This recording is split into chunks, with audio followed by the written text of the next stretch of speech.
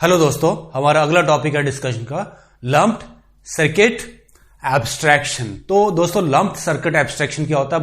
Electronics, communication और computer engineering में basic electrical circuit में हम जितनी भी एनालिसिस करते हैं वो resistance, inductance, capacitance, current, voltage इस तरह के पैरामीटर्स के थ्रू आते हैं। लेकिन जो फिजिक्स के लॉज हैं, बेसिक लॉज हैं, जैसे न्यूटन्स का लॉ हो गया या मैक्सवेल्स इक्वेशंस हो गई, अब ये जो लॉज हैं ये बहुत क्लोज है नेचर के।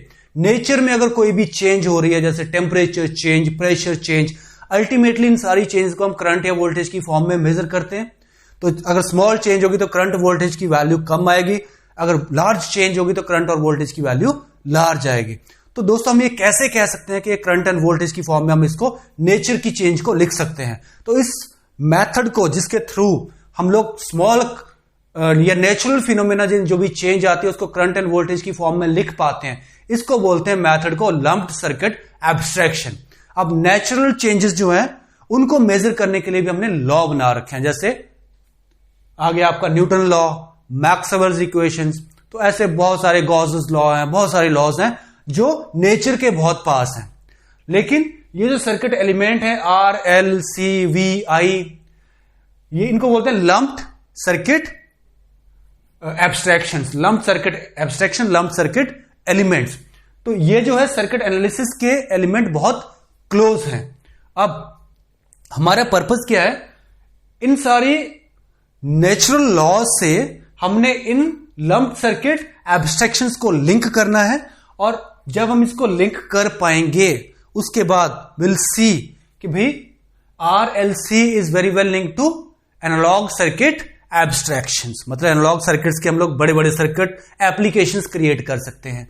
Digital circuit abstractions, digital circuit से हम बड़े बड़े सर्किट्स एलिमेंट्स क्रिएट कर सकते हैं, which will be building useful applications. Then there will be software languages like C, C++, or we can say instruction set abstractions. Instruction set abstractions will be leading us towards high level languages, low level languages, something like that. And then there will be operating system abstractions, operating system which will be linking our hardware with the software. तो hardware की software के साथ interaction होगी तभी तो हमारा computer उसको process कर पाएगा। तो ये सारी चीजें जो हैं बेसिक सिस्टम्स, ये बेसिक सिस्टम काम कर पाते हैं क्योंकि ये लंप्ड सर्किट एब्स्ट्रैक्शन हमारा फिजिकल लॉज के साथ लिंक्ड है। और दोस्तों होता क्या है, जब हम ये सारे कोर्सेज पढ़ लेंगे तो इससे हमारी एप्लीकेशंस डेवलप होंगी जो होंगी यूजफुल टू मैनकाइंड। वो होंगी जैसे वीडियो गेम डेवलपमेंट आएगी कहां से? भाई सॉफ्टवेयर लैंग्वेजेस आती होंगी तो वीडियो गेम बनाएंगे, वीडियो गेम बनेगी तो मनी, पैसा इन्वॉल्व होगा। Mobile communication, internet of things, satellite communication, तो ये सारी एप्लीकेशंस दोस्तों डेवलप होंगी। और अल्टीमेटली है क्या? ये सारी की सारी एप्लीकेशंस रियल लाइफ एप्लीकेशंस है। और ये क्या है? ये बेसिक लॉज, ये सारे क्लोज टू नेचर लॉज हैं।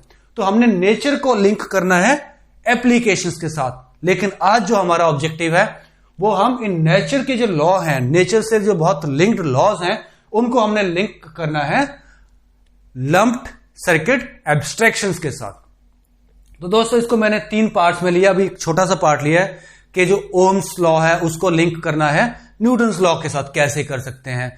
Kirchhoff's current law, Kirchhoff voltage law को मैक्सवेल इक्वेशंस के साथ कैसे लिंक कर सकते हैं? तो सबसे पहले लेते हैं न्यूटन लॉ को ओम्स लॉ के साथ कैसे लिंक कर सकते हैं। तो दोस्तों हमने एक छोटा सा सर्किट लिया है, ये इसमें एक वोल्टेज सोर्स है, बैटरी लगाई है जिसकी आउटपुट करंट आई है, और ये करंट जा रहा है आपके बल्ब में। बल्ब हमने लगा रखा है ए और बी पॉइंट्स के बीच में, ठीक है। अब इसको हम इक्विवेलेंट मानते हैं। हमने ये फोर्स अप्लाई की है और हमने एक ऑब्जेक्ट रखा है, इस पे हम फोर्स लगा रहे हैं तो क्या होगा? एक्सेलरेशन प्रोड्यूस होगी।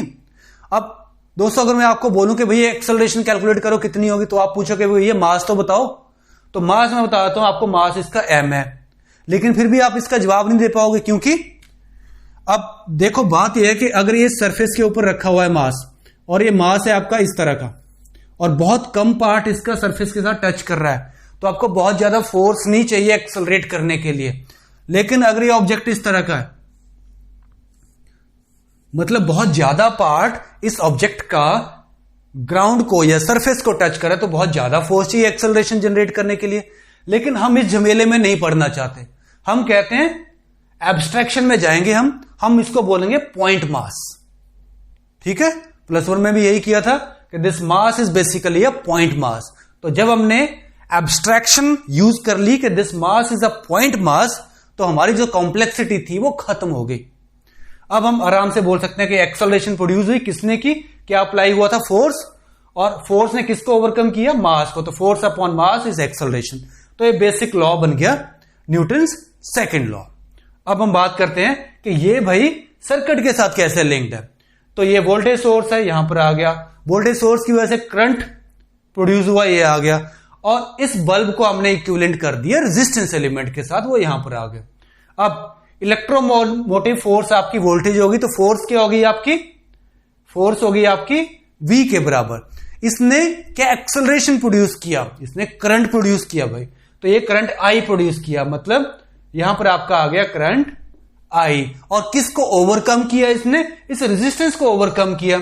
तो यहां पर M की जगह आ गया रेजिस्टेंस, मतलब I is equal to V upon R। तो ये बहुत ही सिंपल एनालॉजी है, इसमें हम न्यूटन्स लॉ को ओम्स लॉ के साथ बहुत सिंपली कोरिलेट कर सकते हैं।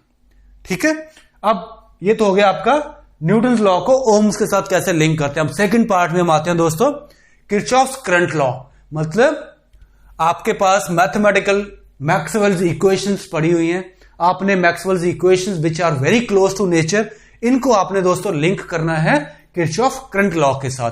अगेन आप सेम सर्किट लोगे, ये ए और बी के अक्रॉस आपने वोल्टेज लगा रखी है, V की वोल्टेज लगाई है, और इसके थ्रू करंट I आ रहा है, और ये करंट IB इससे बाहर आ रहा है, क्योंकि करंट बाहर आ रहा है और ये करंट अंदर जा रहा है। आप ये मान सकते हो कि करंट नेगेटिव है और ये करंट पॉजिटिव है। और ये सरफेस एरिया A है इस फिलामेंट का, ये सरफेस एरिया B है इस फिलामेंट का। इस फिलामेंट के थ्रू आपने करंट पास किया। होगा क्या, जब आप इसके थ्रू करंट पास करोगे तो rate of change of charge होगा इसके अंदर, इसकी वजह से कुछ ना कुछ एक्सटर्नल फील्ड प्रोड्यूस होगी। लेकिन हम क्या मान के चल रहे हैं कि rate of change of charge हमारे सर्किट में है ही नहीं। अप्रोक्सीमेट डिसिप्लिन कर रहे हैं हम खुद को, हम डिसिप्लिन कर रहे हैं कि rate of change of charge not taking place in this circuit. मतलब J डॉट ds, J होता है करंट डेंसिटी, ds होता है area, current density into area क्या हो गया, करंट।